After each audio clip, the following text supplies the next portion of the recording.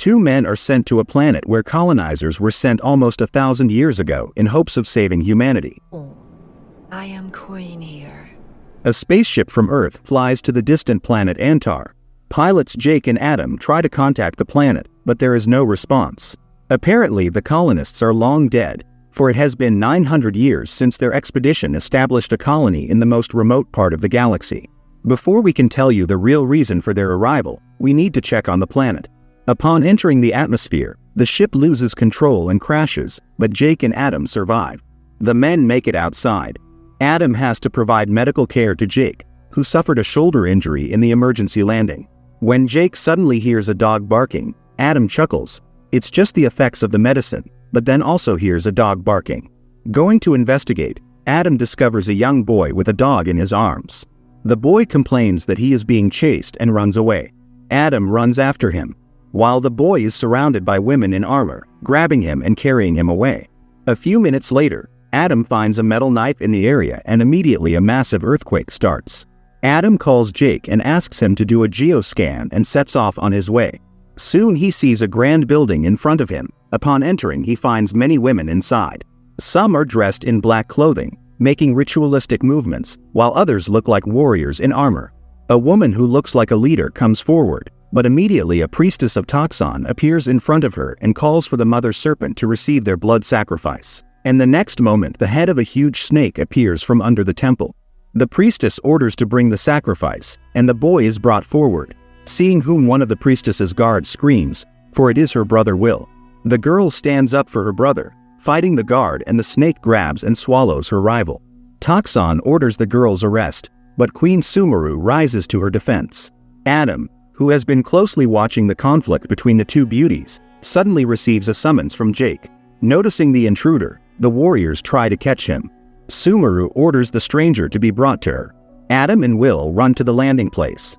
They are overtaken by the warriors and Adam has to shoot back with his blaster. While Jake and Will hide inside the ship, Adam is ready to follow them when one of the warriors wounds him with her arrow. He manages to get inside. When the Queen's warriors appear outside, Sumuru declares the Earthlings his prisoners. The Toxon warriors are forced to leave. The Queen, recognizing his injury, treats Adam with local medicine and then orders him to be taken to her house and washed, as she intends to interrogate Adam personally. Will searches for his dog to no avail. When his sister comes out to his screams, she is angry with the boy, as he could have died today, but he just missed her very much, and the naughty dog ran away from home. The girl reminds him that she can protect him now, for if it weren't for the Queen, Toxon would have fed him to the snake. Meanwhile, Adam comes to his senses in the Queen's dwelling, where Jake is immediately brought in. The men discuss the situation. The locals speak their language, which means they may be descendants of the colonists. But it's not clear why only the women. Adam suggests that the infected gene has gotten here, but Jake disagrees, because then they would have died out long ago. He manages to take measurements and finds out that irreversible tectonic changes are taking place here, which means that the planet will not exist for long.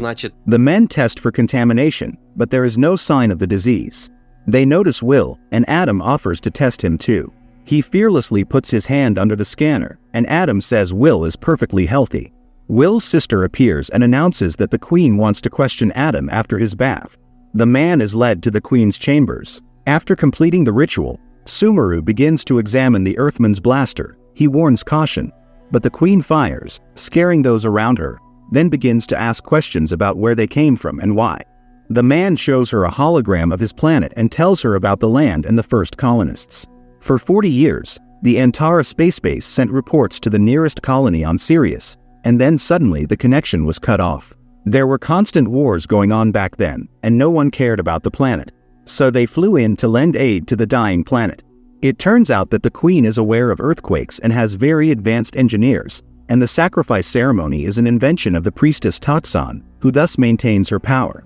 The fact is that on the planet Antar, queens are not born, they are chosen, and at one time the people chose her over Toxon, who considered the Queen's throne to be hers, as she came from a family that already had 3 queens. Then Toxon proclaimed herself a living goddess. Some of the population was so frightened by the constant earthquakes that they turned to religion instead of science, and since then, Toxon has been using the believers to fight Sumuru. Adam offers to evacuate the inhabitants from the planet, but the woman doesn't see how they can do that if their ship is wrecked. Now women rule the planet, and men are used only for hard labor, extracting oil and gas, tunneling, and continuing the species. The queen takes the Earthman to the mines where the men of Antar labor, because they are only needed as brute brainless force. Adam resents her remarks and grabs the queen by the arm. Her bodyguards rush at the offender, but Sumuru stops them. According to their story, long ago a man brought the light of death upon them, and women have ruled the planet ever since. Adam doesn't understand how one can live without love and kisses a woman, which is seen by Toxon, who has come to the mines. The queen confesses that she saved Adam as she needs his knowledge. The Earthman calls their system slavery and gets slapped for it. The queen is enraged and orders him and Jake locked up. Toxon, who heard the conversation, orders the queen's guards killed and Adam brought to her. Taxon's warriors carry out the order, and Will's sister is killed. Before she dies, she asks her brother to tell the queen what happened. The man is brought to the priestess, who tries to persuade him to her side by all means available to her, including intimacy, because Adam has powerful weapons. At Adam's request, the goddess tells him the legend of the light of death. Once people lived in peace, but the gods were angered by men's attempt to impose their opinions, and a flame-less fire came down from the heavens and the men standing nearby were burned, so women began to rule. Toxon kisses Adam, but he suddenly sees something behind the curtain and discovers a relic of bygone days, what he calls a monitor, but next to it is a whole nest of snakes. Adam kills a couple and, despite Toxon's anger, activates the monitor. The woman thinks what is happening is magic and demands to be handed over to the goddess. When Adam refuses, the woman snatches a knife, but Adam holds her back. The priestess calls for guards, but instead of her soldiers, Sumuru and her men arrive. The queen reminds them of the law. Women cannot kill women. Toxon mocks her intention to punish her, for which he receives a blow. While the priestess lies unconscious, the men and Sumuru think about how to get out of the palace, since Toxon's warriors are guarding all the tunnels leading to the old city. The group sets off on their journey. Sumuru tells them that her people once escaped from there and shows an amulet that Jake recognizes as a launch, the key of an ancient ship. She hopes the men will fly away and things will go back to the way they were, but then Sumuru sees Toxon warriors ahead and they hide. Will remembers there's another way out and leads the team there. But to get to the surface, they have to go through a prison where the men are being held in horrible conditions. Jake and Adam rush to free the unfortunate men, although Sumuru threatens them with a gun. A group of Toxon warriors find them. A firefight ensues, during which Adam and Jake raise the bars. The queen is forced to give Adam his blaster and he clears the way. Sumuru releases the men and everyone runs to the surface. Toxon gathers the remaining warriors and rushes in pursuit. At this time, Sumuru confesses that he is present at the birth of each child and decides who will live and who will exist. Adam reveals that Jake is very sensitive to this issue because his parents were slaves and this is one of the shameful moments in Earth's history. Meanwhile, Toxon realizes that the fugitives are heading towards the fire and leads his men there. The queen confesses to Will that she has known his sister since childhood and admired her strength. At this moment an earthquake starts, people fall and Sumuru has to recognize the rightness of the Earthlings. The planet dies. Soon people find the skeleton of a man, whom the Horolyova calls the keeper of the zone. Jake measures the radiation levels and confirms that the man's death was due to the atomic explosion, but everything is now normal, which means the ship can be saved. At that moment, shots of Toxon warriors ring out. The group rushes towards the old city. When another earthquake starts, Will is pelted with rocks, but Sumuru notices his absence in time and the men dig the kid up. Jake scans his body and he asks about secret diseases, which alarms the queen. The Earthlings have to confess that there was a terrible epidemic on Earth, blamed on a contaminated gene, after which people lost the ability to give birth to children. They are the last of the uninfected and they fly to Antar with the hope of finding healthy people. Soon the group finds a dome over the city of the first civilization and infiltrate inside, where the fuel and spaceship should be. Toxon's people come there too, who are afraid to go into the forbidden zone, and then the priestess kills one of them, the rest obey. At this time, Jake finds a common control panel.